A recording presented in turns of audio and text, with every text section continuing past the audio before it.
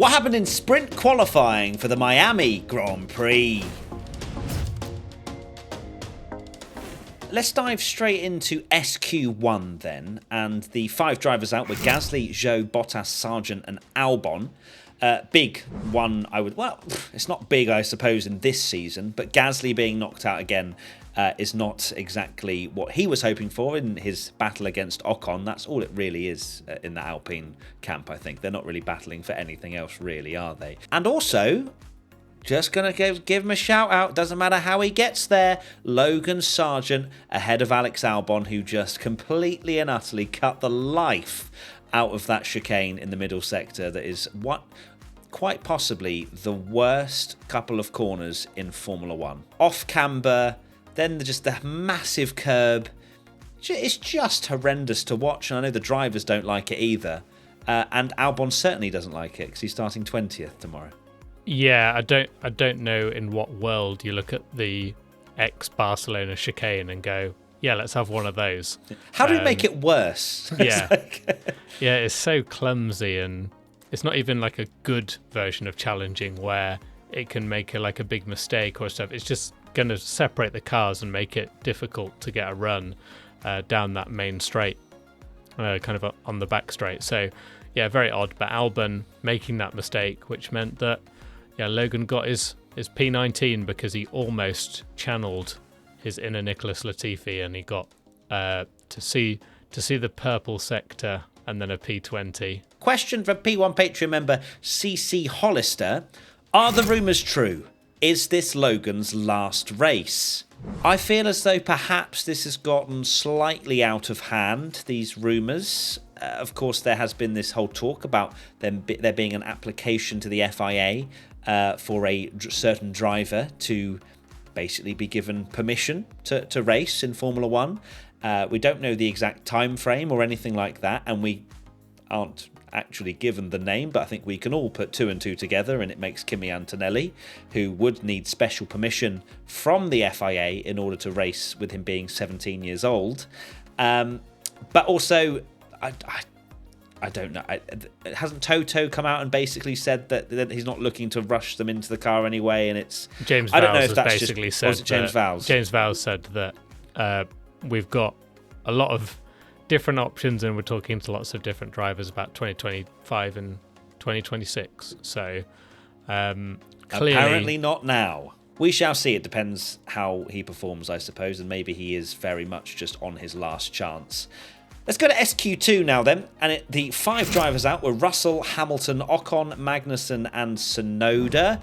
Both Mercedes out, despite bringing upgrades themselves, a new floor, hoping perhaps to make a step forward. But we know with Mercedes, this year especially, that they have been very much hit or miss. The car is either working or it isn't, and I suppose with one practice session as well, exactly, and with one practice session as well, it makes it even harder to maybe find that window, that small window in the setup of their car. So both of them were out. Ocon did a good job, I think, in 13th, considering he is in a wheelie bin. Magnussen bottled what looked like a good qualifying for him after SQ1, where he was up in sort of the top 5, wasn't he? He was, and then yeah. Didn't even manage to flirt getting into SQ3 in the end. Yeah, Magnussen is going to be a bit, well, I think he'll be very disappointed with that, because he was the one that was running, I think it was like top 5 in SQ1, and Hülkenberg only just made it through, and then Hülkenberg was the one that actually got into SQ3, and Magnussen sort of ended up down the order. I will say, though, to K-Mag's defence, and just anyone that's making an error out there, that there were a lot of mistakes around this Miami circuit. It was not just driving round, everybody doing their optimum, and it was in pace order. There were mistakes out there. Let's not, if you look at FP1 especially, there were so many problems under braking, and I think we saw that into qualifying as well, where there were drivers making mistakes, and Magnussen clearly one of them. Another one, Yuki Tsunoda, your GOAT, down in 15th. After Daniel Ricciardo gets this new chassis in China, he's absolutely beasted his teammates. So what are your thoughts now, Tommy? Well, I said it'd be biggest flop. Saying that I think sprint seems to be his. No, definitely not. But I kind of argue that I'm not surprised. I'm surprised at the gap, and obviously we'll get on to Ricciardo later because he did brilliantly. But yeah, Tsunoda having another shocker in a sprint weekend. does seem that he doesn't get a handle of the car when he's not had more practice sessions. It does seem to be a bit of a trend, and obviously with Ricciardo doing so well, not good for Yuki in that very, very nice new V-carb livery. Question about Mercedes. LHS AFC44. Have Merc lost their touch? Failure to make any meaningful stride towards getting to the top, carried by Lewis dragging the car to finish P3 last season, and the car looks worse than ever. Is the era of calling Merc a top team over? I'm not going to be as crazily knee-jerk as perhaps this statement suggests. I feel as though, yes, they have, of course, gone off the boil. They were technically maybe even the seventh fastest team for this particular session. But I still firmly believe that they will be there or thereabouts when we get to 2026 and the new regulations then. But until then, yes, I think they have lost their touch. They've lost this whole just generation of this new regs from 22 all the way through to, I think, at the end of next year. They just got it wrong. They just don't know what they're doing. And it's very clear. They've basically created a slightly better Williams from last year, where it sometimes works and a lot of the time doesn't. This is where we find out how good of a team principal Toto is. Can he actually dig them out of this hole and improve when we get to 26? Because I think next year's a write-off for them as well. But 26 is where it really will be telling. Yeah, that's the problem. They're getting worse. You say, have Mercedes lost their touch? They lost their touch a long time ago. 2022, they were bad, and they just seem to be getting worse. And the problem is, like we've said many times, they're putting on upgrades, they're doing different things, and it's not working. So they just don't understand the car at all, and they've not got this magic fix. We've seen that people can turn it around. We saw McLaren last year be the laughing stock of the season and then end up getting consistent podiums and being the second best car by the end of the season. So it can happen, but at the moment Mercedes just don't seem to know what they're doing in terms of upgrading the car and getting better. Let's go to SQ3 now. And the order was Verstappen, Leclerc, Perez, Ricciardo, Sainz, Piastri, Stroll, Alonso, Norris and Hülkenberg. First question comes from James Hewish. Was pole on the cards for either of the two McLarens? Yes. Especially one of the McLarens who had all of the upgrades, which was Lando Norris. Oh, God. I want to see McLaren do well. I want to see Lando do well.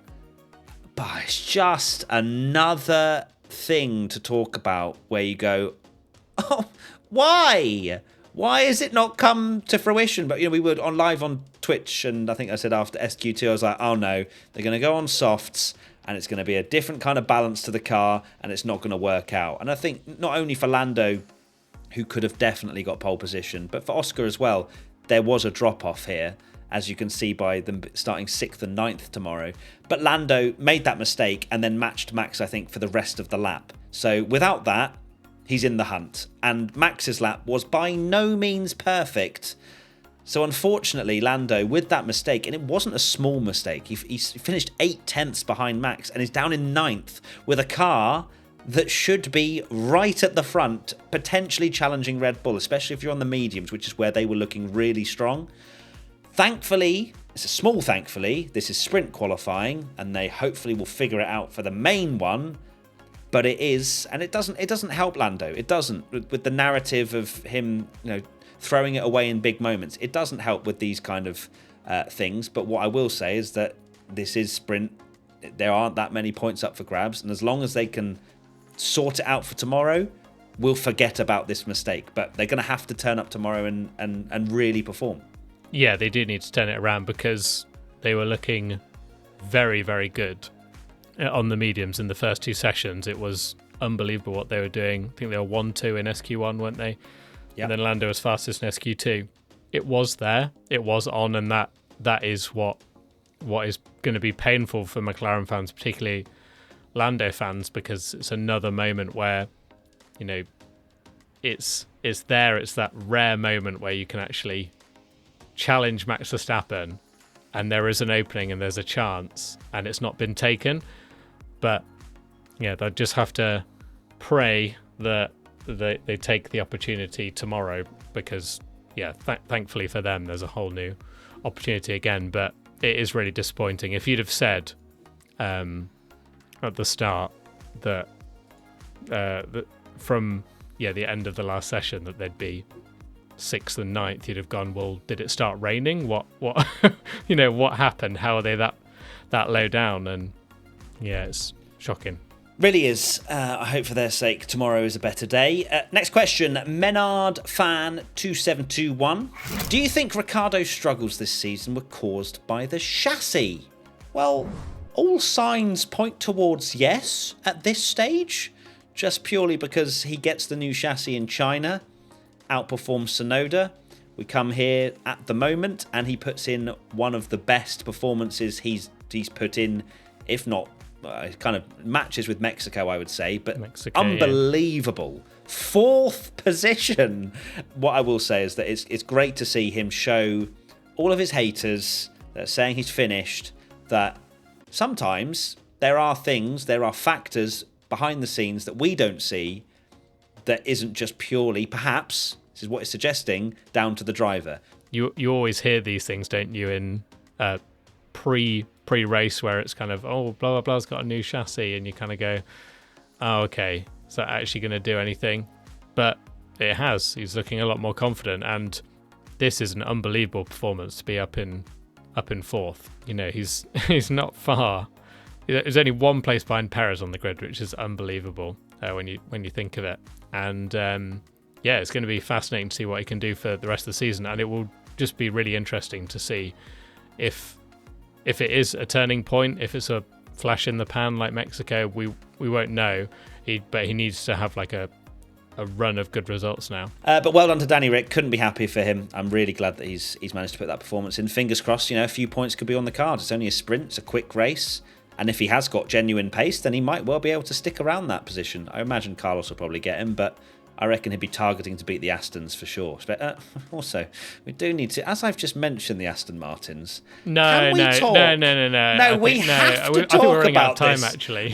Oh my God, I've only just fully processed this. Lance Stroll has out-qualified your GOAT, Fernando Alonso. I know. Talk to me. Well, it's got to happen once, hasn't it? Is that your response? It, really, yeah. Did Fernando have an off day?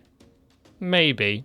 Or Stroll had a good day. Yeah, what I will say is, while we're bantering about Alonso, like, credit to Lance, because that is a good performance after sort of deservedly getting the criticism that he did for everything that happened in China and how he conducted himself and stuff. But he's done his talking on the track after that quali, so do have to respect that. So well done. We now move on to a question from HibsTwits03. How are we feeling about Charles Leclerc's return? Just to Formula One? Or I imagine the return, the recovery from spinning in FP1.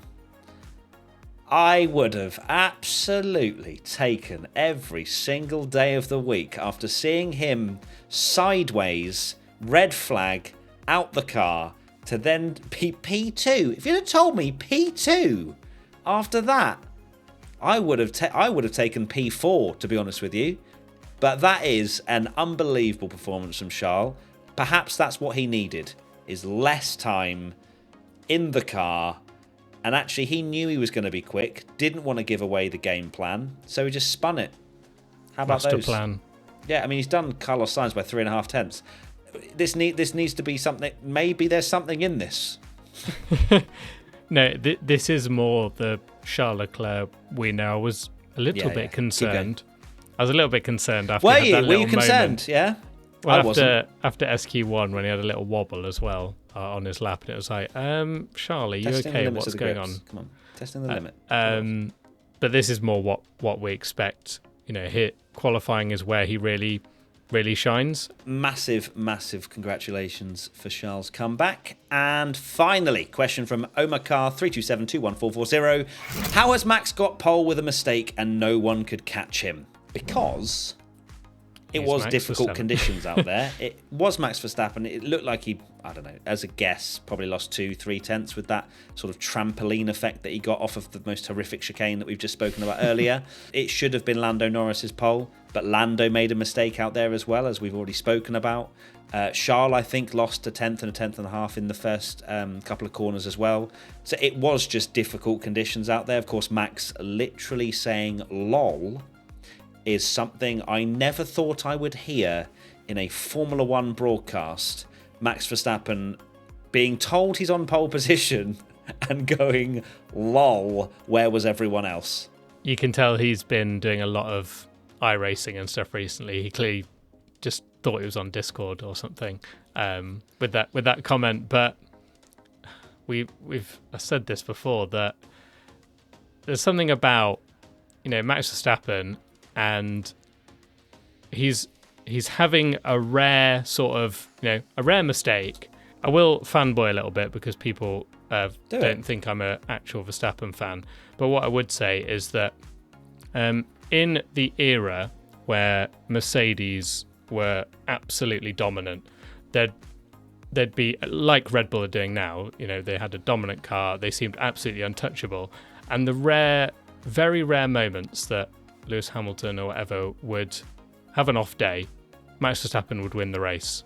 It almost feels like he has these slip-ups. They're not as extreme, but where are people to capitalise? Like, why hasn't Lando capitalised? Why hasn't Perez capitalised? This is what I mean. Like, he genuinely himself probably feels that way, where he's like, lol, what, how am I on pole? Alas, he is still on sprint pole, which we will get to look forward to tomorrow. Charles Leclerc on the front row, as we said. We'll be live on Twitch, Matt P1 Tommy, throughout the rest of the weekend. Every single competitive session, we will be live. And of course, every bit of podcast content and YouTube content will be in your feeds, as always, as well. So thank you so much to each and every one of you for the love and the support, as always. And we will see you tomorrow for 2 competitive sessions. Sprint weekends. Goodbye! Goodbye.